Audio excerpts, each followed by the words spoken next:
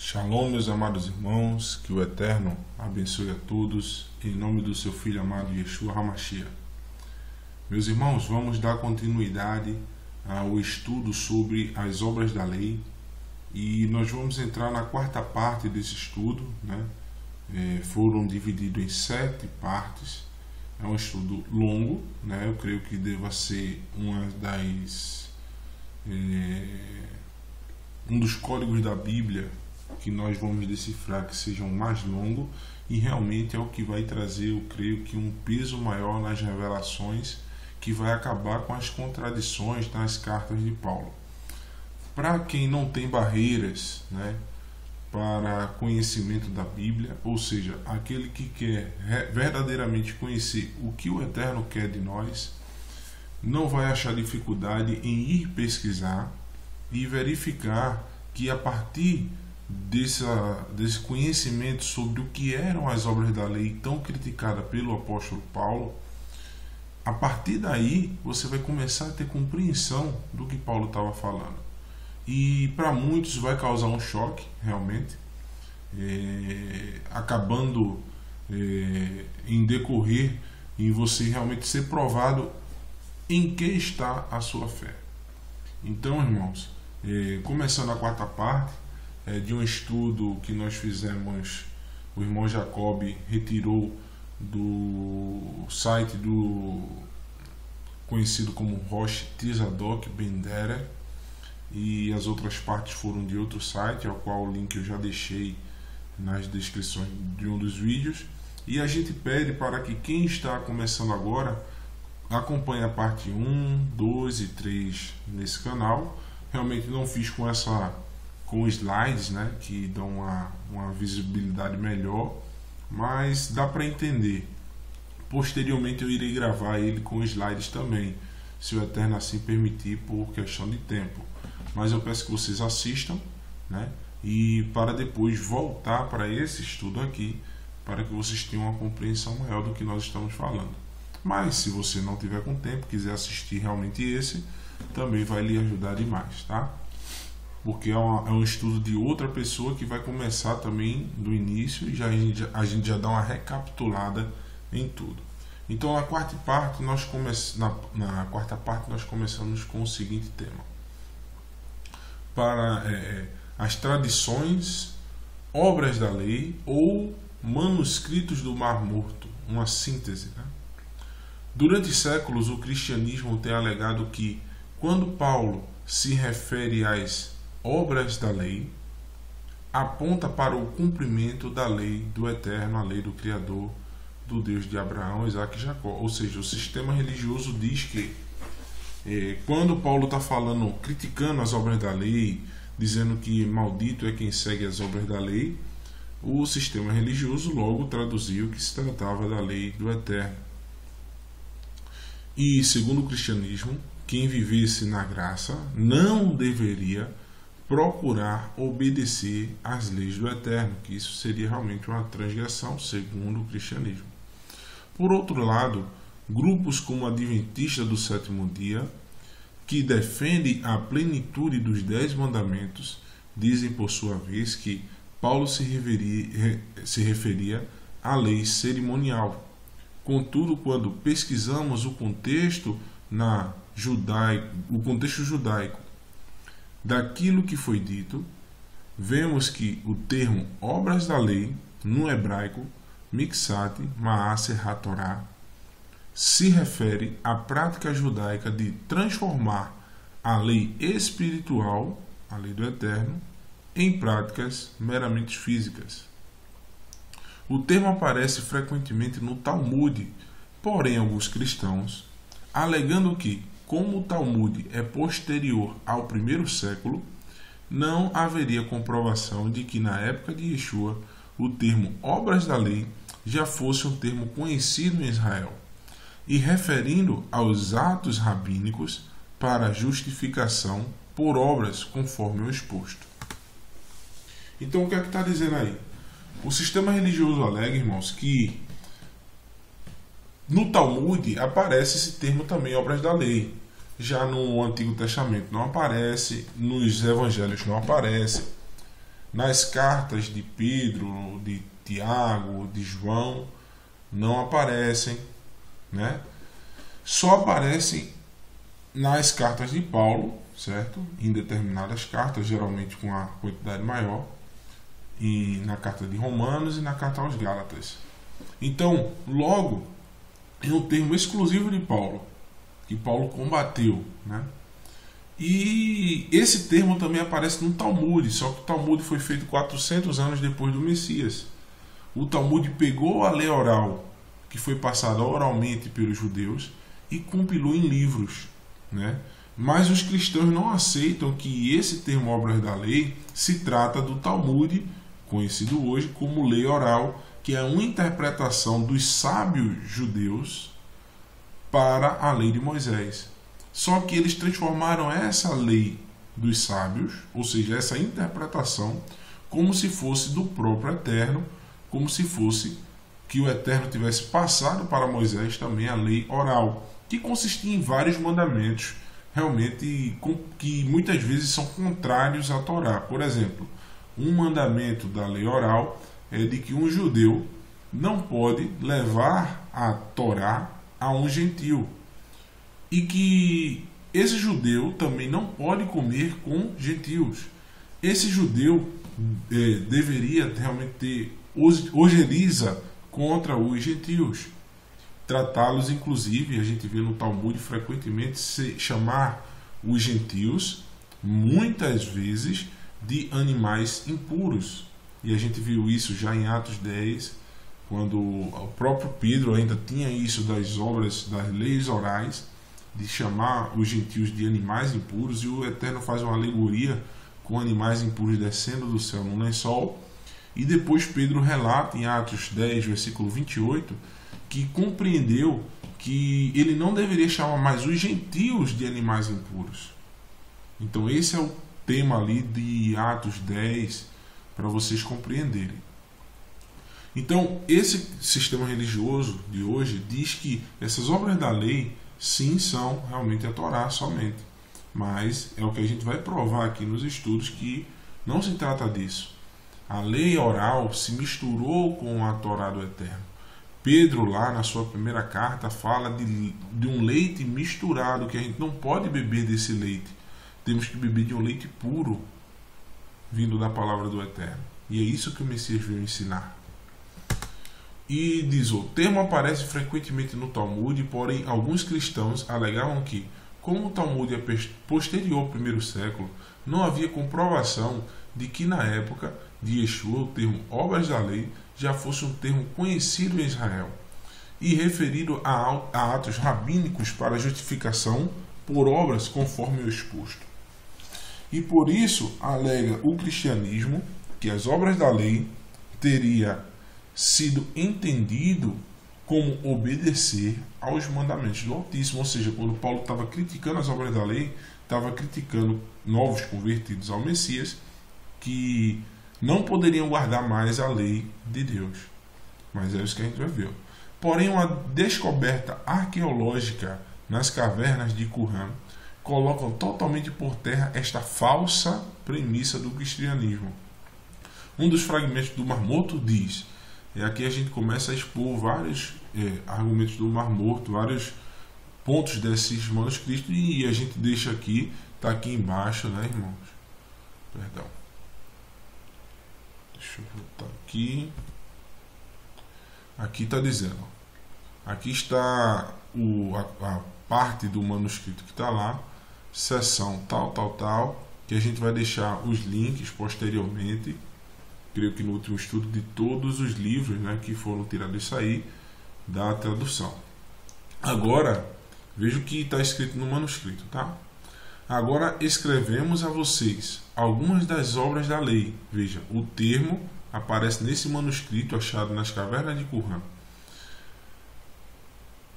Aquelas que determinamos que fossem ser benéficas a vocês e deverão ser reconhecidas por vocês como justiça. Veja só. Em que vocês têm feito o que é correto e bom perante Ele. Perante quem? Ele quem? O Eterno.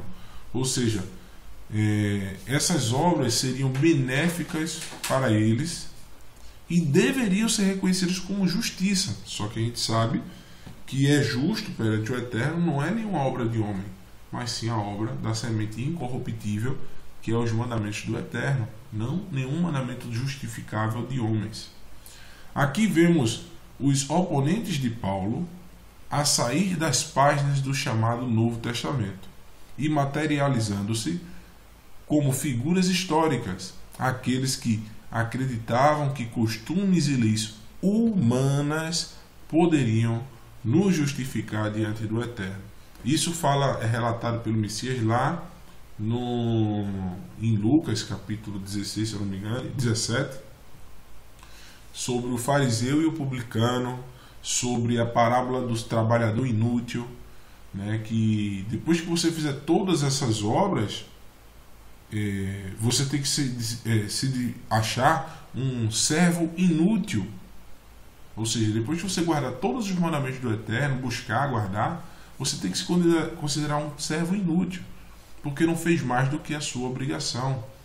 E o fariseu publicano, o fariseu estava se justificando, por exemplo, com o jejum. Onde é o mandamento de jejum? O único mandamento que existe de jejum é um dia específico chamado Yom Kippur. Mas esse jejum que eles faziam era como se fosse uma ordenança, já naquela época, que eles tinham que jejuar toda segunda, quarta e sexta. Então eles faziam um jejum já rotineiro, para ser mais justo diante dos homens, né?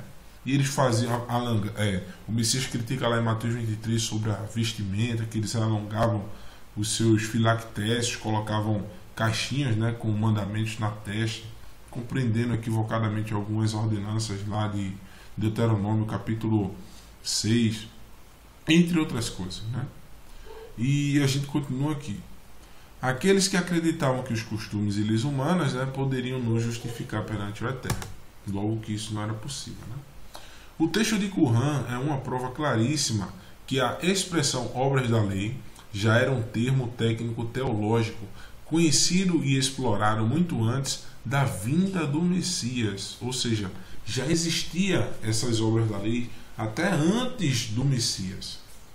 E vemos também pelo texto uma alusão às tradições e não aos mandamentos do Eterno, contrariando totalmente a teologia e as alegações cristãs. Grupos como os descritos no fragmento de Qumran exposto acima não só tentavam se justificar perante o Criador por obras e costumes, como também transformavam tais costumes em leis, contrariando o que o Eterno determinara. Os Mixer HaTorat são base para as Takanotes, conhecidas hoje, né? Isto é, emendas à Torá feitas pelos rabinos. Ou seja, irmãos, esses rabinos estavam deixando o povo assim, completamente amarrados e ordenando vários e vários mandamentos de homens que a gente viu nos textos anteriores, que Isaías profetizou que então os mandamentos do Eterno serão mandamentos sobre mandamentos e mais mandamentos sobre mandamentos, leis sobre leis, um pouco aqui, um pouco ali. Então, o que é que o Eterno está dizendo? Que esses homens queriam aumentar demais. Por isso que o Messias fala lá, olha, muito cuidado com o fermento dos fariseus e saduceus. Os saduceus, irmãos, eles retiravam os profetas do Antigo Testamento, eles não acreditavam nos profetas, como a gente viu no estudo anterior.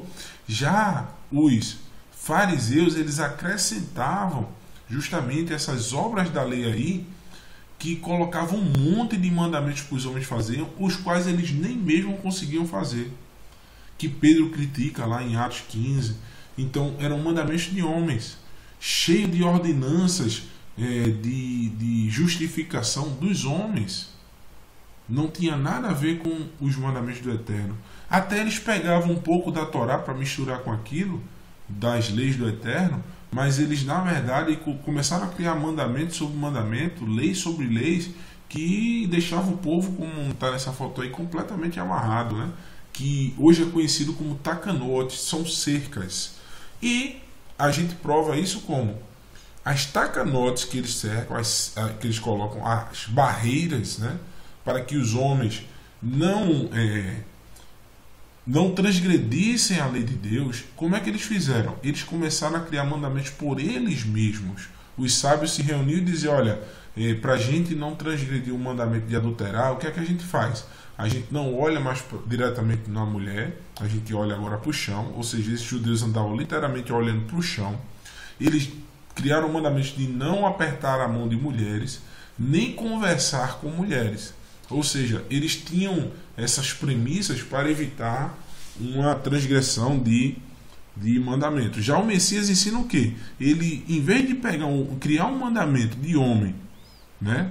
Porque muitas vezes, por exemplo, se alguém fosse pego apertando a mão de uma mulher, ele já estava como se fosse, já era acusado de adultério.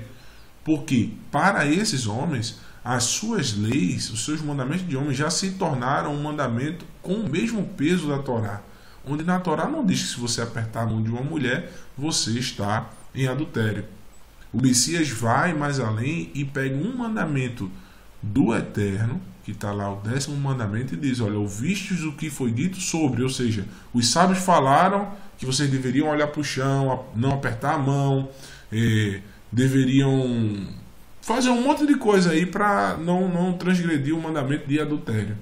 Então, eu, porém, vos digo, aquele que olhar, ou seja, cobiçar a mulher do seu próximo em seu coração e a desejar, já está em adultério.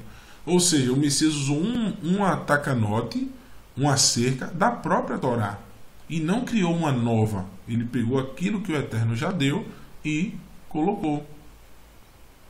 Por outro exemplo, o Messias fala, olha, ouviste o que foi dito sobre, ou seja, os sábios falaram sobre olho por olho, dente por dente. Ou seja, eles davam instruções sobre como você deveria se portar se alguém viesse brigar com você. Então eles diziam de uma forma que a pessoa brigasse, mas não procurasse lesionar, ou como é que eu posso dizer, entrasse numa negociação. Tudo bem, mas e muitas vezes essas formas deles interpretarem acabavam realmente em uma briga. E o Messias diz, olha, se alguém vir para brigar contigo, para evitar que tu dê um ressarcimento a essa pessoa, porque na verdade olho por olho, dente por dente era uma lei de ressarcimento. Se alguém torasse meu braço, não é que eu ia torar o braço da pessoa que fez esse mal comigo, mas seria ressarcido a equivalência daquele braço. Mas se alguém me matasse, ele deveria ser morto. Então o Messias está alegando que para não haver uma situação de ressarcimento, de você bater no seu irmão, cegar um olho, ou então você matar o seu irmão, era melhor que você não brigasse com ele. Se alguém viesse brigar com você, não é que você ia botar a cara para alguém dar uma tapa em você. Você iria simplesmente se sair. Se alguém viesse brigar com você, você iria pedir perdão, se saindo, esperar aquele ânimo se acalmar, né? Então a gente sabe agora que essas emendas feitas por homens eram tacanotes, que lá em Efésios capítulo 2, versículo 14, se eu não me engano, Paulo está dizendo que o Messias veio quebrar essa parede, essas tacanotes, essas barreiras de separação que foram criadas por homens. A autora Tracy Rich, em seu livro Judaísmo 101, isto é, o ABC do judaísmo, admite na seção em que descreve a lei judaica. Veja o que essa mulher relata. A halahá, que também, ou seja, isso é os mandamentos de homens, as ordenanças, também inclui leis que não se derivam dos mitzvot, os mandamentos da Torá.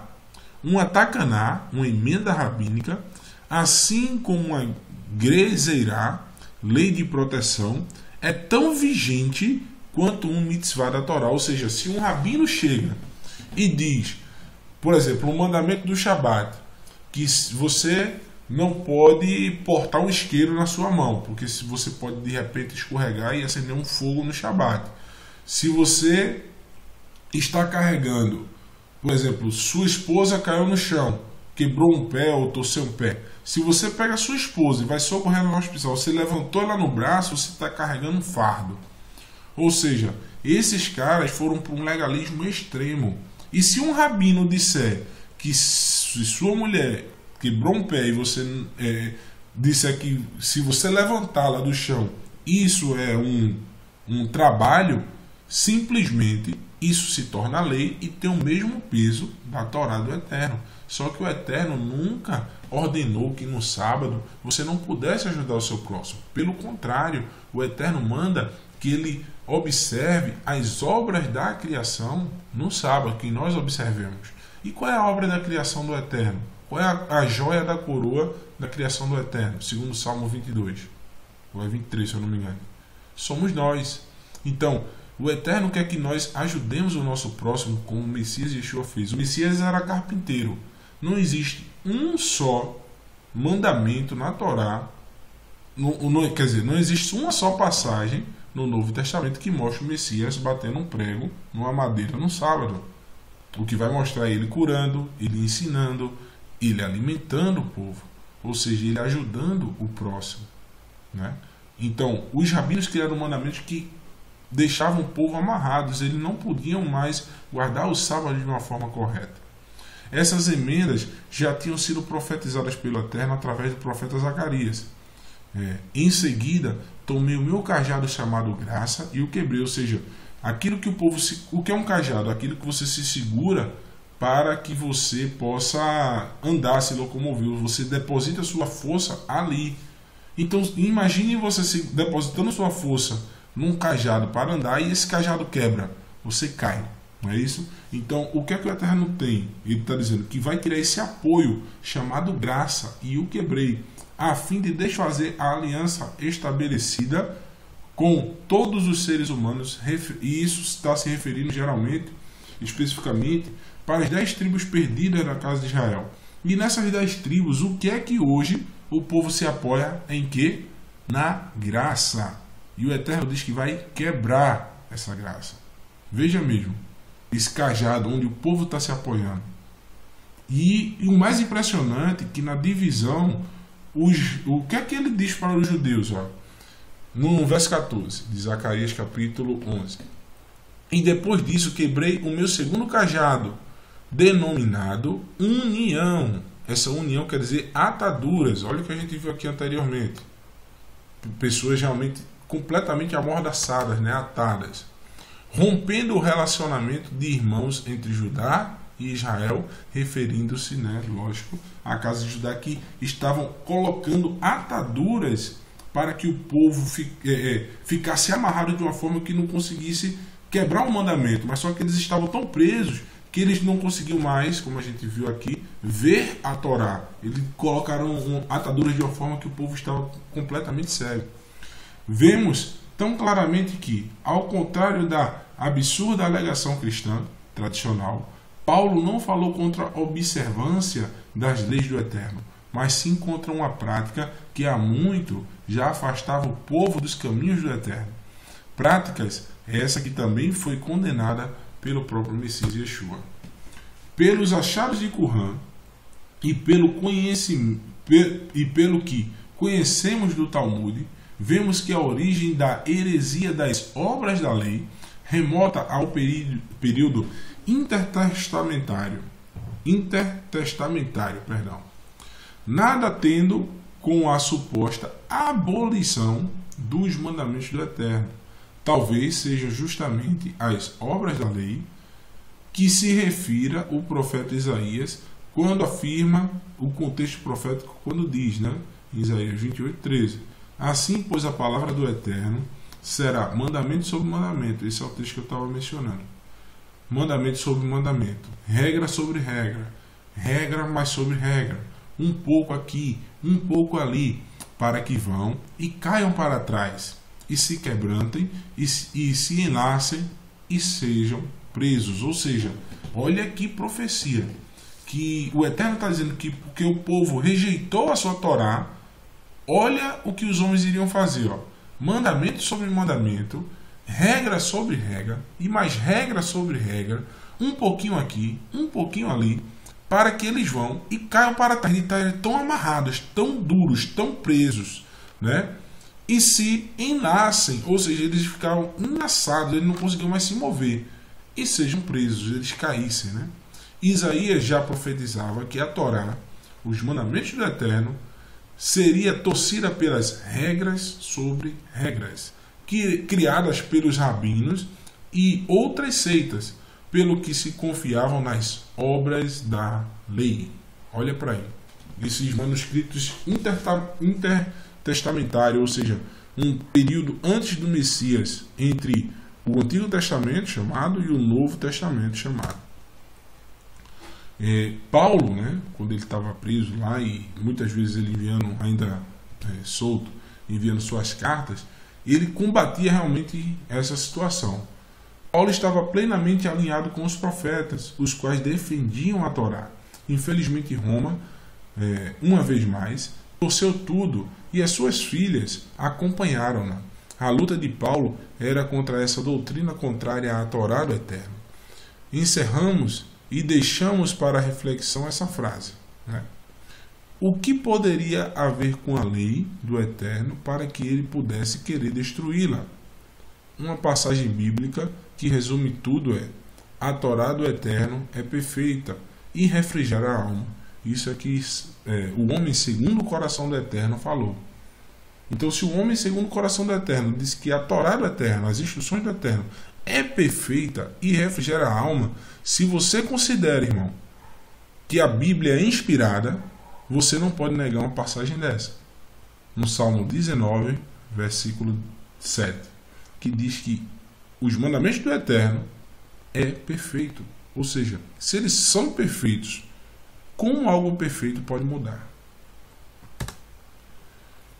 O que significa obras da lei e debaixo da lei? Continua o estudo. Muitas pessoas se confundem com os escritos de Shaul, Paulo, né, acerca da Torá, a lei do Eterno, conhecida também como lei de Moisés, Pentateuco. Para vocês rapidamente, e vocês podem acompanhar também aí nas suas casas, né, para entender quando Paulo está citando as obras da lei e quando ele está citando especificamente a lei do Eterno. E Romanos 3,20 diz: porquanto ninguém será declarado justo diante do Eterno, confiando na obediência da lei. Pois, aqui aparece a obediência da lei, mas é as obras da lei.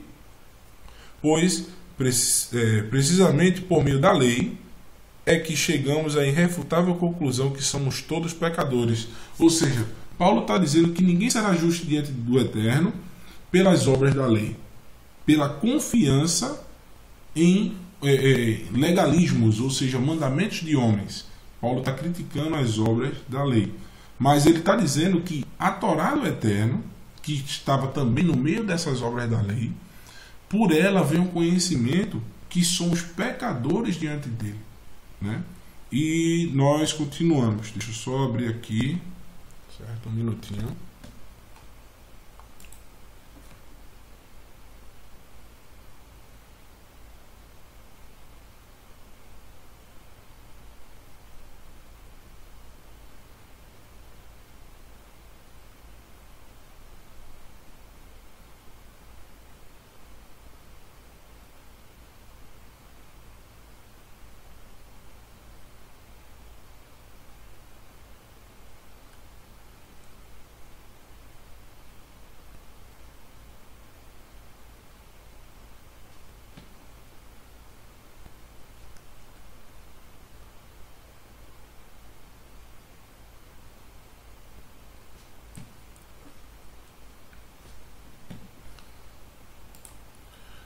E continuando, no verso 28 também diz: concluímos, pois, que o homem é justificado pela fé sem as obras da lei. Se nós entendermos que as obras da lei são um conjunto de leis de homens, mandamentos de homens, é uma interpretação da lei do Eterno, ou seja, é uma mistura da lei do Eterno com um monte de mandamentos de homens, como a gente viu aqui no profeta Isaías, que está relatado aqui, que a palavra seria misturada, né? Mandamento com mandamento, e seria regra sobre regra, um pouco aqui, um pouco ali, né? Então, o que é que Paulo está dizendo? Que que o homem é justificado pela fé. A palavra emuná em hebraico quer dizer fidelidade, confiança, firmeza. Isso geralmente, e toda essa palavra sempre é associada com a fidelidade à lei do Eterno. Se nós entendermos que o Messias é a Torá do Eterno feita em carne, logo a gente vai compreender que é uma fidelidade ao Messias, é uma fidelidade à palavra do Eterno feita em carne, ou seja, a Torá do Eterno, né? E no capítulo 9 dessa mesma carta, no verso 32, ele fala o seguinte: por quê? Porque não buscavam pela fé, pela fidelidade ao Eterno, a Torá do Eterno, não é isso? Mas como pelas obras da lei, e tropeçaram na pedra de tropeço, como está escrito, eis que põe em Sião. O que é que saiu de Sião? Isaías fala que de Sião sairá a Torá do Eterno, né? Eis que põe em Sião uma pedra de tropeço, uma rocha de escândalo. E quem nela crer não será confundido. Quem crê na Torá do Eterno, não é isso? Não será confundido, porque Isaías fala, de Sião sairá a lei, e de Jerusalém a palavra do Senhor. Por isso que Paulo está fazendo um contraponto de quem confia apenas na lei de Deus e quem confia na lei de homens. Quem confia na lei de homens, infelizmente, está fadado ao erro. Eu vou ler um texto a mais aqui, que vocês eu não coloquei aqui no estudo, que relata o seguinte, tá? Tito 1,14 diz, ó, não dando ouvido a fábulas judaicas. A fábula, irmão, é uma história, um conto de fadas, algo que não existe. Nem a mandamentos de homens que se desviam da verdade. Vocês sabem o que é a verdade, irmãos? Salmo 119, versículo 142 e versículo 160 diz o seguinte, ó, a tua justiça, no 142, é uma justiça eterna, e a tua lei é a verdade, no 142.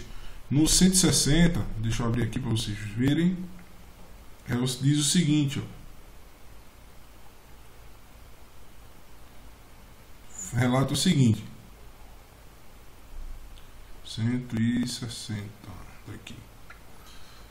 A soma da tua palavra é a verdade, ou seja, a tua palavra é a verdade. E cada uma das tuas justas ordenanças dura para sempre. O próprio Messias Yeshua confirma isso, tá? Que a lei do Eterno, a palavra dele, é a verdade. Em João, capítulo 17, verso 17, diz o seguinte, ó, santifica-nos na tua verdade, a tua palavra é a verdade. Logo, quando Paulo está escrevendo para Tito, no verso 1, capítulo 1, verso 14, diz o seguinte, ó, não dando ouvido a fábulas judaicas, ou seja, contos, histórias como as obras da lei, não dê ouvidos a eles, nem a mandamentos de homens que se desviam da verdade. Ora, você acredita que a lei de Moisés é uma fábula judaica? Se você acredita nisso, meu irmão, pegue a sua Bíblia e jogue fora.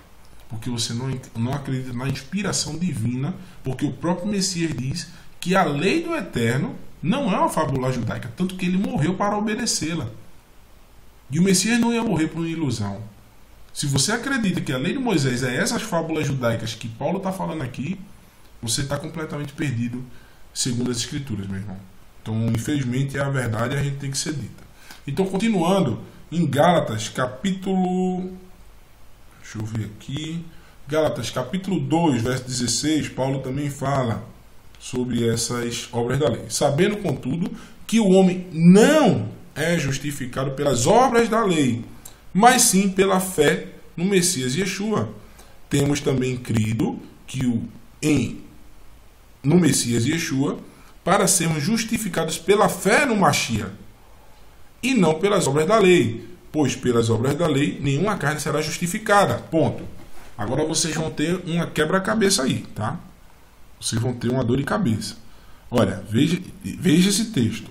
Sabendo, contudo, que o homem não é justificado pelas obras da lei. Ou seja, Paulo está dando um decreto. Mas sim pela fidelidade à palavra do Eterno. Ou seja, pela fé em Yeshua. O Messias Yeshua não é a palavra do Eterno feita em carne, e a palavra fé, que em hebraico quer dizer fidelidade, confiança, firmeza, ou seja, o homem só será justificado pela firmeza, ou seja, ser firmes à palavra do Eterno feita em carne, ser fiel à palavra do Eterno feita em carne, ter confiança na palavra do Eterno feita em carne, ou seja, pela fé no Messias Yeshua. Agora, por que eu digo isso, irmãos? Veja só, sabendo, contudo, que o homem não é justificado pelas obras da lei, mas sim pela fé, a lei do Eterno, somente a lei. Por quê? No próprio livro de Romanos, veja só, viu? No capítulo 2, verso 13, Paulo está dizendo a mesma coisa. Preste atenção. Pois não são justos diante do Eterno os que só ouvem a lei, a Torá do Eterno, mas serão justificados os que praticam a lei. Mas espera aí. Olha em Gálatas aqui, ó. Sabendo que o homem não é justificado pelas obras da lei, mas pela fé em Yeshua. Paulo está dizendo aqui, preste atenção, ó, que o homem é justificado não pelas obras da lei, mas ele é justificado pela fé em Yeshua, né? Mas aqui em em Romanos capítulo 2, verso 13, ele está dizendo que o homem, mas serão justificados os que praticam a lei. Opa, é os que praticam a fé no Messias ou os que praticam a Torá do Eterno? Me explique. Por que eu digo que essa fé em Yeshua é a fidelidade à palavra de Deus? Porque em Romanos está dizendo isso, que não são justos diante do Eterno os que ouvem só a lei. São justos os que praticam a Torá. E se a gente não entender que a fidelidade a Yeshua, a fé em Yeshua, é a fidelidade à palavra de Deus feita em carne, a Torá do Eterno feita em carne. E continuando, né? É realmente, meus irmãos, é um choque, né? Em Gálatas, capítulo 3, veja que Paulo sempre faz críticas às obras da lei, não à Torá do Eterno, tá? Gálatas, capítulo 3, verso 2, diz o seguinte: só quero saber de vós, só isso quero saber de vós. Foi pelas obras da lei que recebesse o Espírito, ou pelo ouvir com fé, ou seja, ouvir com fidelidade, com confiança. E no verso 5 diz: aquele, pois, que vos dá o Espírito e opera milagres em vós, acaso faz pelas obras da lei, pelo legalismo de homens, ou pelo ouvir com fidelidade a Torá, ouvir com fé, né? E a gente vai ver também a letra B, que é debaixo da lei, né? A gente vai ver em Romanos, tá? Eu vou só ler umas duas para a gente não alongar muito o estudo. Romanos 2,12 diz o seguinte: ó, porque todos os que sem lei pecaram, também sem lei perecerão, e todos os que sob debaixo da lei, né, pecaram, pela lei serão julgados. Ou seja, Paulo está fazendo um contraponto daqueles que estão debaixo da lei. E no Romanos, no capítulo 3, no verso 19, ele diz: ó, ora, nós sabemos que tudo que a lei diz, aos que estão debaixo da lei o diz, para que toda a boca se cale e todo mundo seja sujeito ao juízo do Eterno. Então a gente já leu esses termos, né? E a gente vai ver o primeiro termo, obras da lei, é melhor compreendido por meio da passagem de Gálatas 16, em que Shaul escreveu, né? Sabendo que o homem não é justificado pelas obras da lei, mas pela fé em Yeshua, Hamashia. Temos também crido que Yeshua Hamashia, para sermos justificados pela fé ao Messias e não pelas obras da lei, porquanto pelas obras da lei nenhuma carne será justificada. Lembrando que Yeshua é a palavra do Eterno, segundo João capítulo 1, verso 1, e essa palavra se tornou carne, João capítulo 1, verso 14. Logo, a fé em Yeshua é a fé na palavra do Eterno, ou seja, a fé na Torá. Shaul usa a referida expressão para descrever o falso método de justificação que é diametralmente oposto à fé em Yeshua HaMashiach. Aqui a gente tem uma foto, irmãos, da Torá feita em carne, ou seja, que como se o Messias saísse das páginas da Bíblia e se transformasse numa pessoa, né? Para Shaul, as obras da lei não são os mandamentos da Torá, porém uma heresia muito comum na sua época. A expressão obras da lei é um termo técnico teológico usado em um dos documentos do Mar Morto, chamado MMT, que diz, veja só o que está escrito lá: agora nós escrevemos para você, algumas das obras da lei, aquelas que nós determinamos, ou seja, os homens criaram, os sábios judeus, que sejam benéficas para vocês, e vai ser creditada a você como justiça, naquilo que você tem feito, o que é certo e bom diante dele. Está aqui as referências de onde está no manuscrito, tá? As partes que estão lá.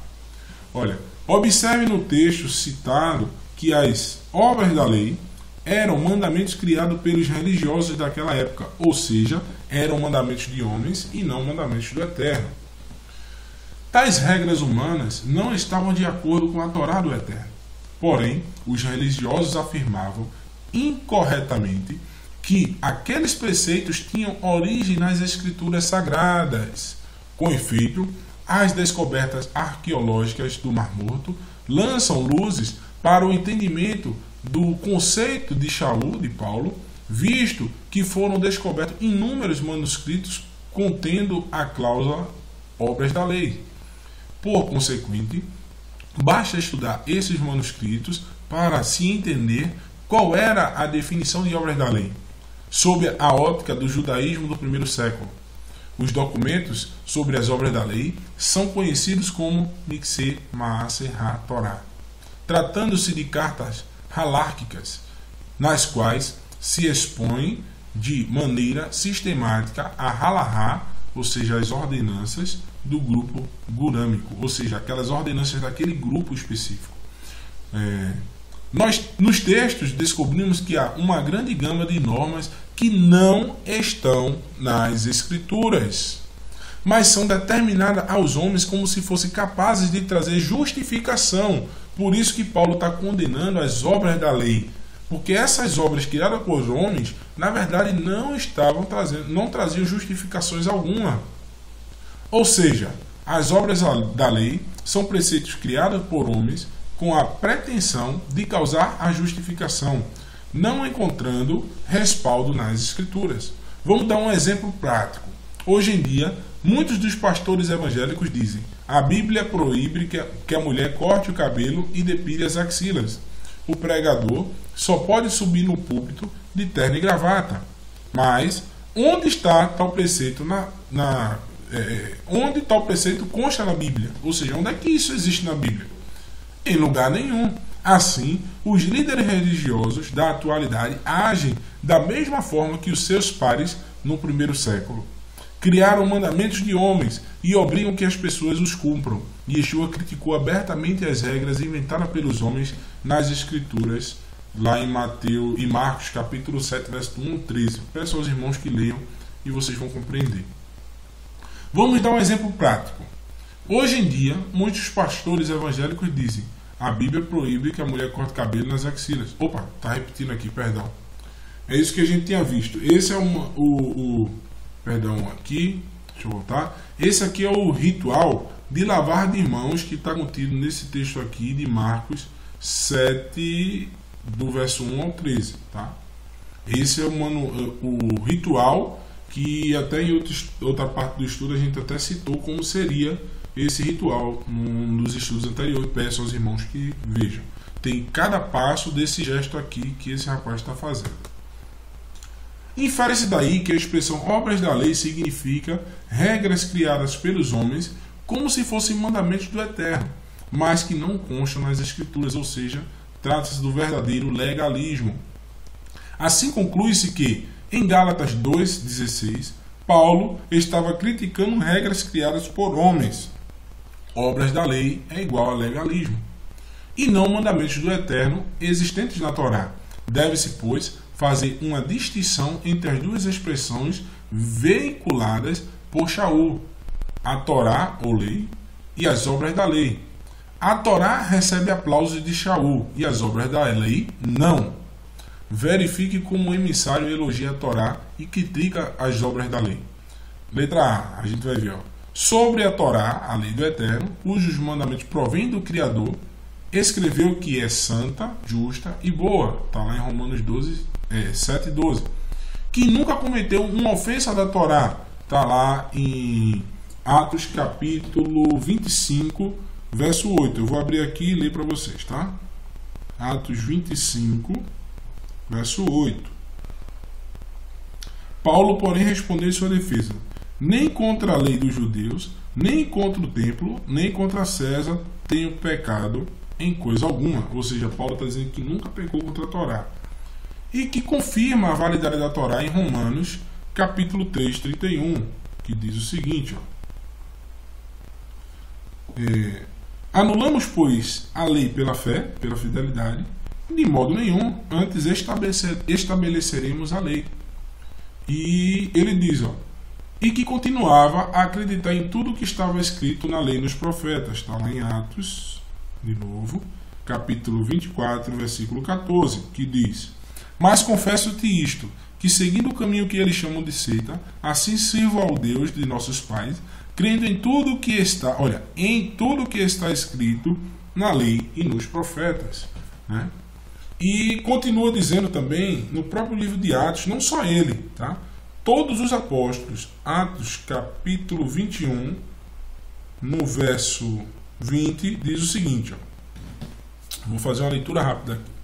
Ouvindo eles isso, ou seja, que os gentios estavam se convertendo ao Messias, a palavra do Eterno, a Torá, glorificaram o Eterno e disseram-lhe: bem vês, irmãos, quanto milhares há entre os judeus que têm crido na lei, e todos são zelosos da lei. Ou seja, eles estavam maravilhados porque muitos estavam acreditando no Messias entre os judeus e eles eram zelosos da lei. Aí muitos vão dizer: mas isso era para judeus, irmão.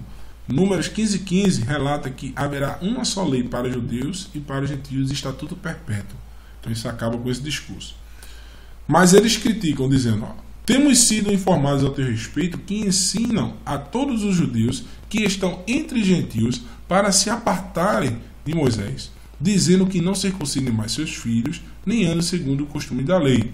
O que há de se fazer, pois? Certamente saberão que é chegado. Faze, pois, isto que vamos te dizer. Temos 4 homens que fizeram voto. Toma esses contigo, santifica-os com ele, faze com ele as despesas para que rapem a cabeça, e saberão todos, veja só o que os apóstolos mandam ele fazer, e todos saberão que é falso aquilo de que têm sido informados a teu respeito, mas que também tu andas corretamente guardando a lei. Isso está em Atos capítulo 21, versículo 24. Pode olhar em qualquer Bíblia. E veja só, viu? Todavia, quanto aos gentios que têm crido, já escrevemos, dando parecer que se abstenham do que é sacrificado, dos ídolos e do sangue da prostituição. Ou seja, que eles deveriam começar por esses mandamentos. Porque em Atos 15, versículo 21 diz, porque Moisés tem todo sábado quem o pregue nas sinagogas. Ou seja, que todo sábado eles deveriam começar e aprender. Então Paulo, dirigindo naquele dia seguinte, tomou consigo aqueles homens, purificou-se e notificando o cumprimento dos dias da purificação que seria feita a favor de cada um a respectiva oferta. Essa oferta, irmãos, está lá em Números capítulo 6, podem ler. Vocês vão ver que no final de tudo, esse dia que eles fariam a oferta era o dia que seria sacrificado um animal. Ou seja, Paulo iria sacrificar um animal, mas ele foi preso antes, né? Então, Paulo não era contrário à lei e ele não ensinava contra a lei do Eterno, ele ensinava contra o legalismo.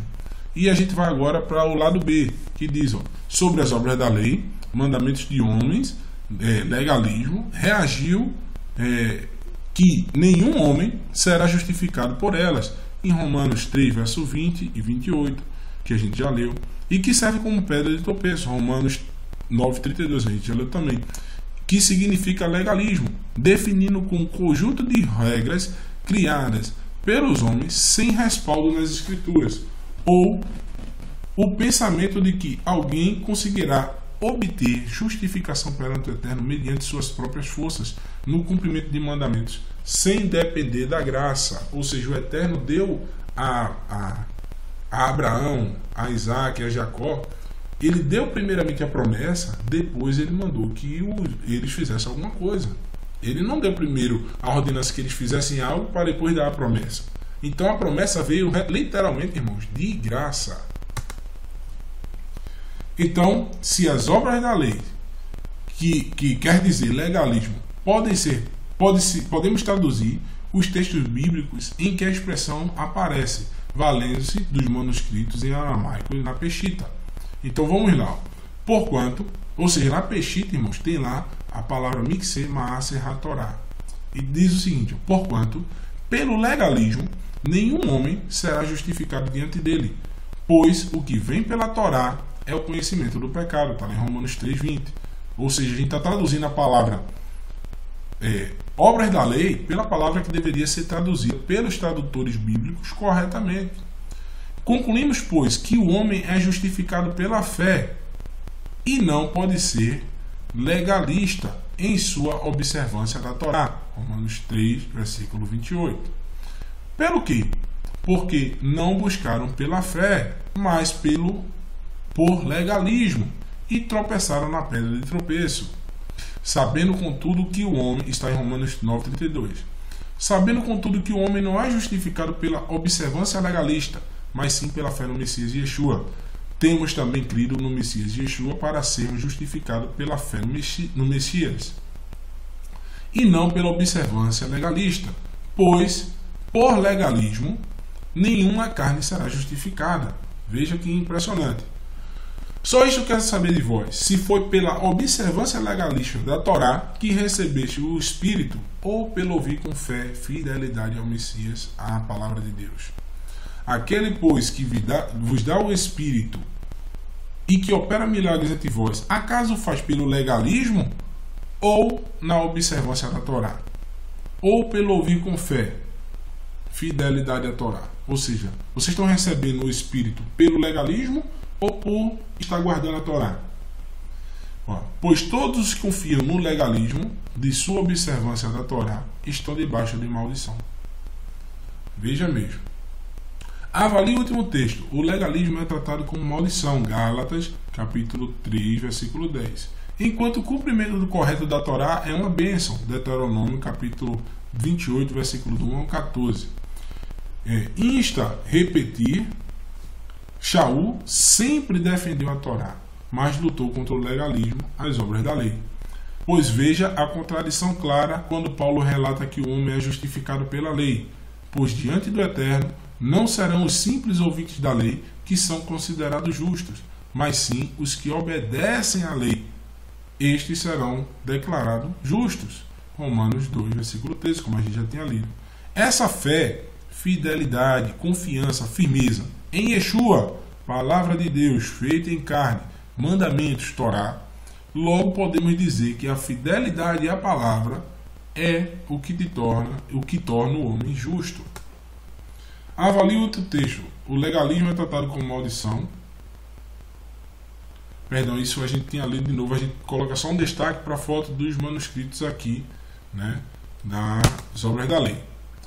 Agora, estudar-se-á uma segunda expressão conhecida como debaixo da lei, que é muito deturpada pela teologia cristã, né? Que não compreende os textos de Romanos capítulo 6, versículo 14, porque o pecado não terá domínio sobre vós, pois não estáis debaixo da lei, mas debaixo da graça. Shaul usa a expressão debaixo da lei como diretamente oposta a debaixo da graça. Alguns acham erroneamente que antes da vinda do Messias Yeshua não havia graça. Afirmam que na época do Antigo Testamento o Eterno não agia com graça.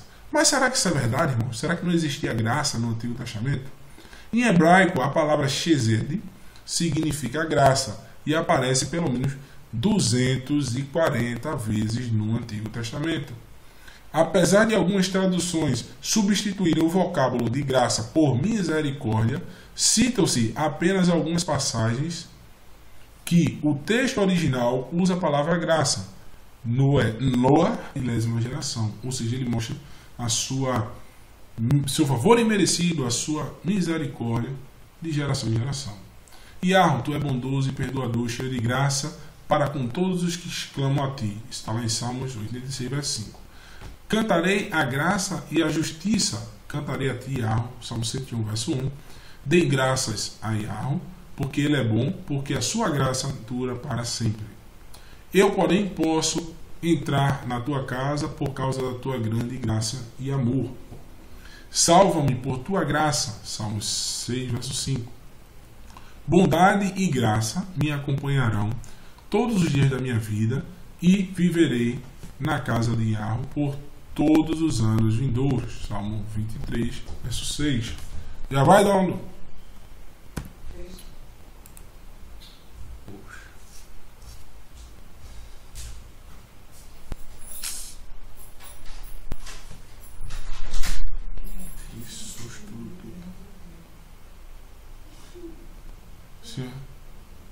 Eu estou gravando um vídeo, né?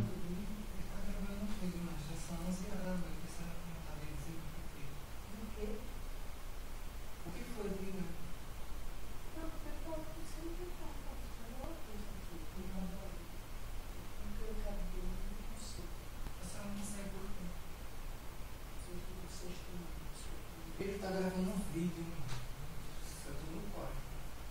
Estou gravando um vídeo, Lourdes. Estou já terminando. Fecha a porta. Ixi, meu Deus do céu. Precisa se aborrecer com isso. Pensava que ainda era do carro do banheiro. Não, é que eu estou gravando um vídeo. Foi. Obrigado, viu, dona Lourdes? Já a gente fecha, dona Lourdes. Boa noite. Ai, olha, ele tem meu dedo aqui e eu fechando. Eita, cuidado aí, viu? Obrigado, dona Lourdes.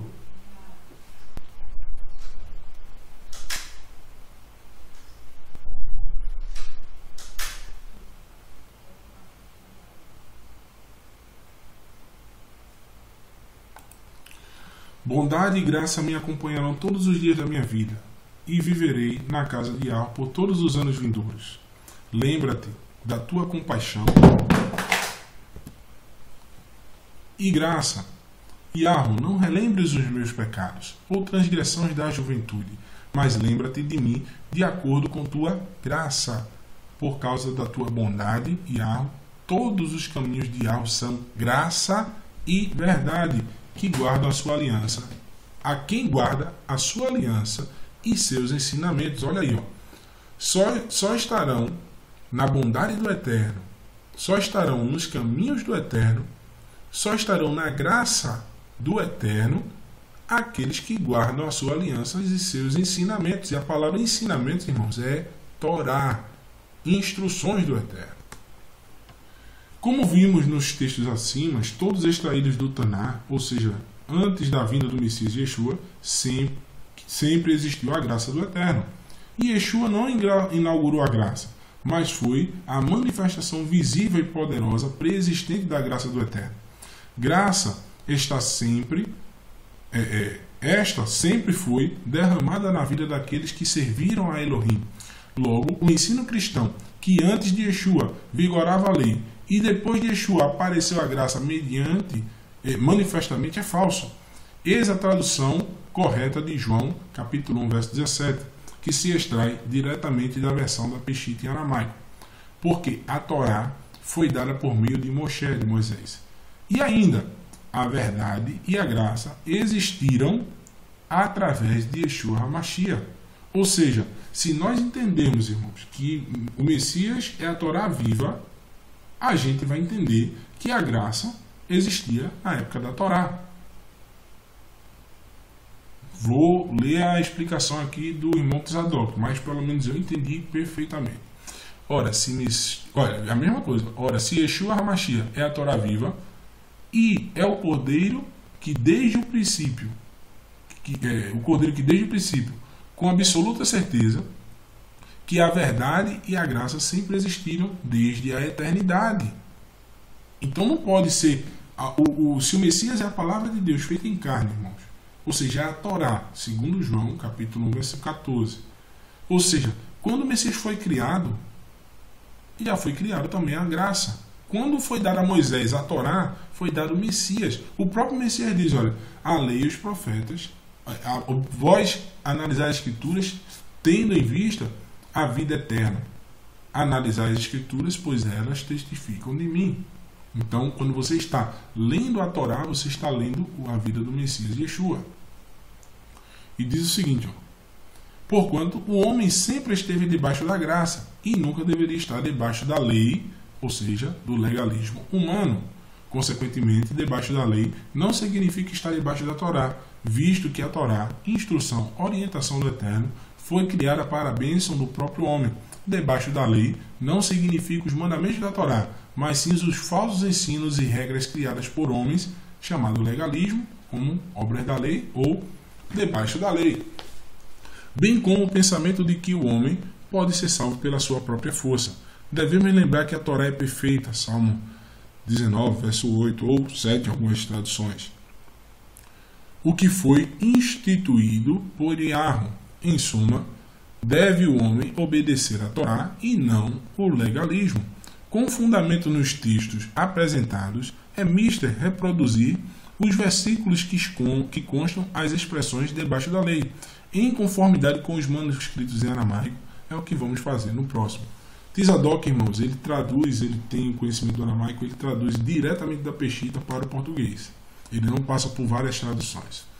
Olha, pois o pecado não terá domínio sobre vós, porquanto não estáis debaixo do legalismo, mas debaixo da graça, ou seja, a palavra do Altíssimo.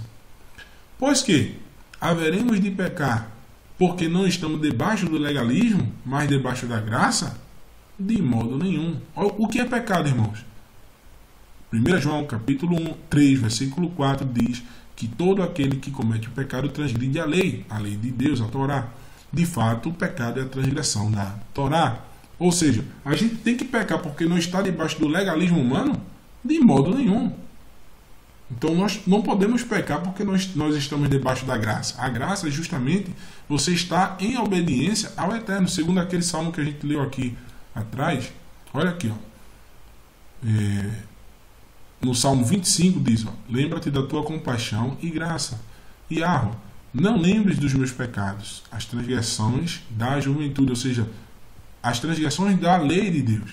Mas lembra-te de mim de acordo com a tua graça, por causa da tua bondade, Yahweh. Todos os caminhos de Yahweh são graça e verdade. Aqueles que guardam as suas alianças e seus ensinamentos. Olha aí, a condição para estar debaixo da graça é guardar os seus ensinamentos. E se você peca, você não está debaixo da graça. Porque a graça é justamente você estar debaixo da sua lei, a lei do Eterno, e não a lei legalista. Mas vejo que em meus membros, outra lei, olha que Paulo falando de duas leis, guerreando contra a Torá do meu entendimento, e me levando cativo à lei do pecado que está nos meus membros. A lei do pecado, irmãos, é justamente a transgressão dos mandamentos do Eterno. Tanto que o Messias diz lá em Marcos 7, como vocês já devem ter lido lá, dizendo que esses homens invalidavam a Torá do Eterno por causa dos mandamentos de homens. Eu vou até abrir aqui para vocês quando terminar o estudo para a gente ver.